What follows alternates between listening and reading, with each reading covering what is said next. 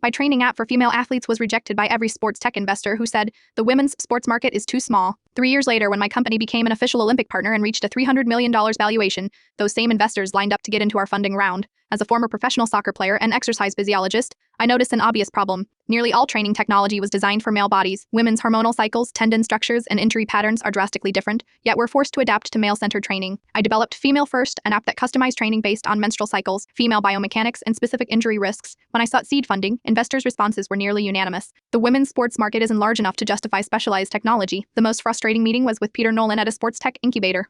Look, women's sports are great, he said, but from a business perspective, it's a niche market. If you redesign the app to serve all athletes and then add a female option, we might be interested. After depleting my savings, I turned to crowdfunding, surprisingly raising $350,000, triple my goal. Our beta version attracted several elite female athletes who reported fewer injuries and improved performance. The key breakthrough came from a national team soccer player who publicly credited our app with helping her recover from an Ethian tear that nearly ended her career. Female athletes began sharing their success stories on social media, sparking broader conversations about the lack of female-specific training tools.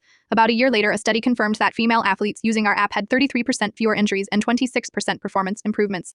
Weeks later, the International Olympic Committee contacted us about becoming an official training technology partner for female athletes preparing for the Games. This week, after closing our Series B funding at a $300 million valuation, I received an email from Peter. What you've built is impressive. I've always believed in the potential of women's sports, and I'm glad to see the market proving this out. We'd be very interested in participating in your next funding round. I replied. Thank you for your interest. Our investor roster is now full, all with people who saw the value in women's sports from the beginning. Today, our app supports over 8 million female athletes, from Olympians to weekend warriors. The most valuable insights sometimes come from groups the market overlooks. The biggest opportunities often exist where others don't bother to look.